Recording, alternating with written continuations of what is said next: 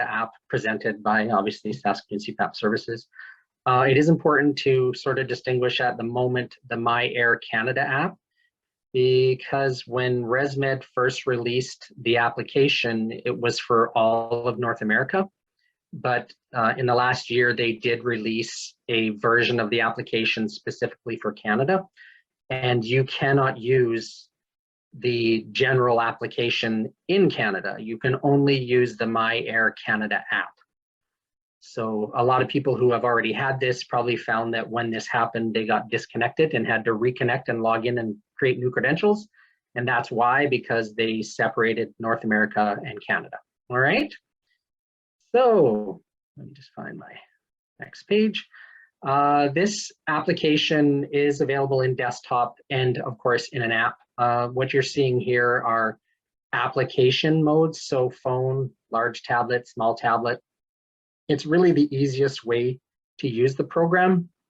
However, you can log into Airview, and you can get profile and information there as well. Most people stick with the app though because it's so simple. There we go. So probably the greatest thing about these applications is that it's empowering patients. They're able to sort of self-manage some of their therapy and not rely on people like myself to provide them with all the information, or their specialist or doctor to provide them with the information. It's very simple and easy to use, especially the application, the My Air Canada app. It has things like a daily My Air score, which is a score out of 100. And basically, it's kind of like school. You're trying to get 80% or greater to pass, right? And so if you get an 80 or greater, you know you're doing very well. If you're getting less than 80, then there might be some indicators.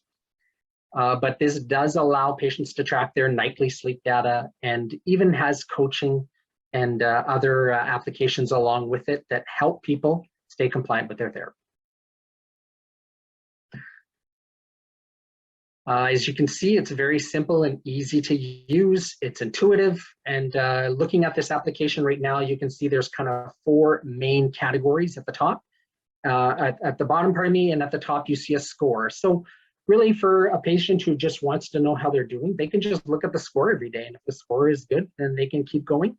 If the score is lower than 80 or 85, then we suggest you look below at the categories, and it breaks them up for you and tells you how you're doing and where you're possibly having some issues. Is this the same page? No. So it can be also very personalized and tailored. When you log into the My Air application, you're able to do a number of things. Number one, you're logging and registering your machine. So all of that data that's collected on the machine is punched up to the cloud, and it's analyzed. And it's not only analyzed by something we might call AI, but it's also analyzed by information and tools, put together by real people that know a lot about sleep apnea and have studied the disease for many, many years. So there's a lot of applicable data there. When you do log in, you'll get your daily score, and you can certainly use it on any supported devices. It works pretty much on anything where you can download the application. So whether you have an Android phone or an Apple-based or iPhone, you can get that information on a phone, tablet, and like I say, even on desktop if you need. Probably the most important thing you can leave with here today is this, that the reason these tools were designed was to help patients improve their compliance. Statistically, we know that patients struggle on CPAP, and there's only so much that we can do about that, because there's a multitude of issues that can arise. But when people are presented with information, they're able to sort of help themselves become more compliant. And we can see that in the study that was done with 128,000 patients, where, with just Airview alone and using a therapist like myself, people were 70% successful, whereas their compliancy grew to 87% by combining the application with Airview. So, giving people the tools really helps them to be successful. Like I said before, there's 4 key components to the therapy. You can see here the usage hours, I call it the mask seal. It says adjust as well, the events per hour, and mask on and off. As you can see also, the highest scoring system is given to the hours used. And there's actually a really, really good reason for that, because we find that the majority of patients that get over 4 to 5 hours a night have success, and the vast majority of patients that get less than 4 hours a night have struggles. And so that's why that score has such a high rating. Obviously, if you're adjusting your mask multiple times in a night, there's a problem, so it identifies that for you. And same thing with the mask on and off. Mask on and off is equal to machine on and off. So whether you get up to go to the bathroom, turn off your machine, and leave your mask on, as you can with some masks, doesn't matter. It's when the machine turns on and off. And so if you're doing that more than 4 to 5 times a night, there's a problem. And I'm going to circle back to events per hour cautiously, because we don't want our patients to over focus on events per hour, particularly on a nightly basis, because we are looking more at a trend. So as long as that trend is 3 to 4, preferably, ideally 5, then we know that you're doing reasonably well. So you don't want to pick apart 1 or 2 nights unless you had a very particular symptom or occurrence that you needed some identification for. People are going to fluctuate with their therapy, especially when we look in Saskatchewan at the vast majority of people being on a fixed pressure CPAP machine. The machine doesn't have the ability to adjust. So your score can change nightly, and that's okay as long as you're achieving a decent score. All right. So on the dashboard, obviously we have these 4 points as I've explained. They're broken up in the way that they are, and I guess the key thing here I want to kind of emphasize is that the events per hour are important, but they're more important therapeutically and clinically than they are to a patient to worry about on a nightly basis. We'd rather look at it. The other newer addition to the MyAir app is helpful videos. So if you're, now this is, I have to say this cautiously because they are available to a lot of Air 10 users, but it was mostly designed and released when the new AirSense 11 was released. And so some people may or may not have access to all of these videos, but they are very helpful.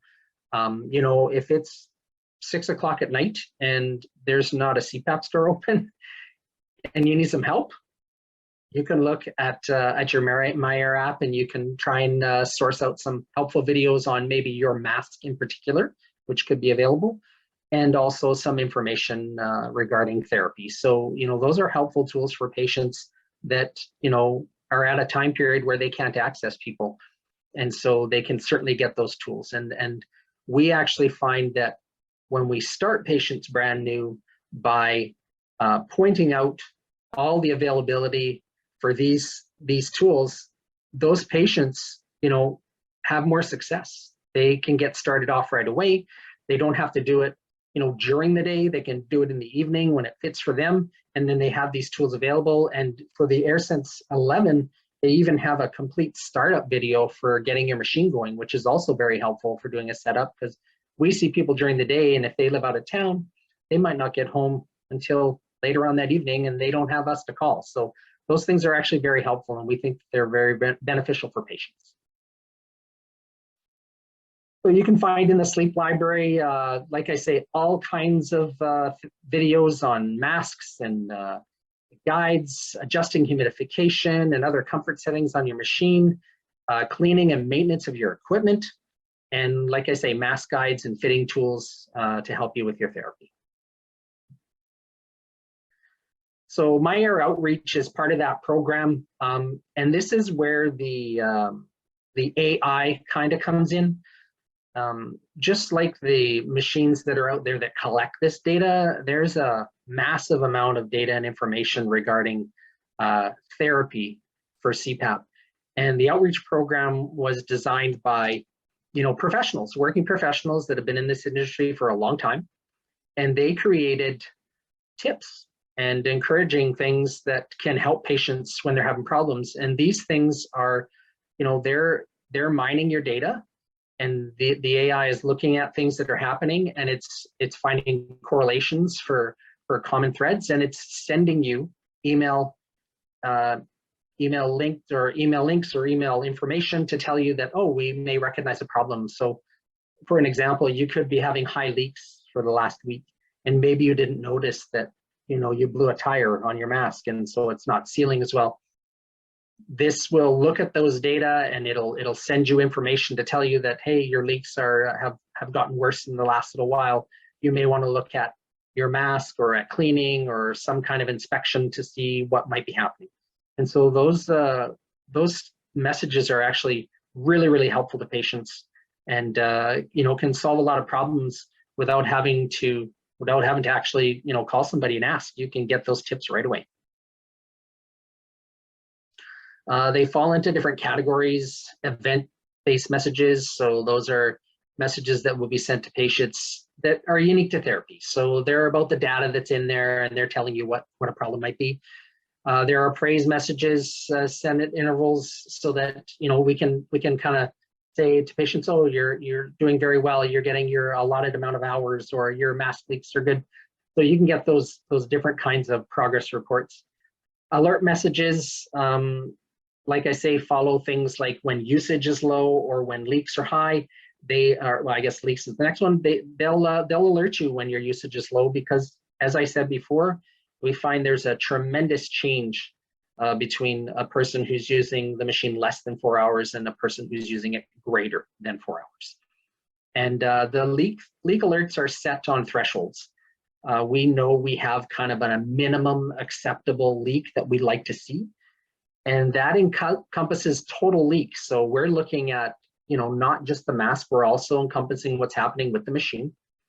We do get a lot of calls for patients with leaks that don't actually realize that their mask is leaking. They think there's something wrong with the machine, or it's blowing too hard or making too much noise. And to be honest with you, a very large amount of time, it's really just leaks. And so, when you fall asleep, your jaw changes, your face changes a bit, and leaks can occur. So, making sure the mask is fitted correctly and making sure the mask is clean every day are absolutely beneficial to your therapy. The AHI alerts follow as well, and they do, like it says here, that if it remains too high, and that's probably what I want to stress here, is that we're not looking at one single night. We're looking at a trend, and we want to see that trend continue for a couple of days to a week, because that's going to be the reality of the story. In fact, following back to leaks in the prior slide, leaks actually contribute to poor readings of AHI for one of two reasons. If your leaks are too high, you may be not recording proper AHI, so it's falsely low. Or leaks can mean that you're not getting the right pressure and you're having a high number of AHI or sleep apnea, and it'll record that. But it's not that your sleep apnea is worse, it's just the leaks. So once again, we do refer people back to their leaks and to check their system and clean their mask. And then there's badges, like we said, that kind of send encouraging messages about compliance and help people reach certain milestones in their therapy. So why MyAir? And it's actually a pretty simple question. We know that patients are more successful. There was actually an independent collaborative study done in 2014, and it shows that compliance improves with tools. And those tools are, ongoing supportive interventions and educational interventions that help improve. And so this was an independent review done, and they found that these tools do help clients become more successful with their therapy. So that's the biggest reason why we encourage patients to use Airview and to use MyAir Canada app with their machines that are applicable. And in truth, your success equals our success. It's estimated suggested that possibly 1 in 6 sales CPAP machines are sitting in a drawer or a closet. And not only that is that's unfortunate for a program that's run by taxpayers, but it's also sad that there's many patients out there that require treatment that aren't treated effectively. And some of these tools could help them to become more successful. And I always think and believe that an informed patient is a more engaged one. And I think an engaged patient is a more successful one. So once again, please note the My Air Canada app has to be used in Canada. So if you are downloading the application, make sure you get the My Air Canada app. Thank you very much. Is there any questions?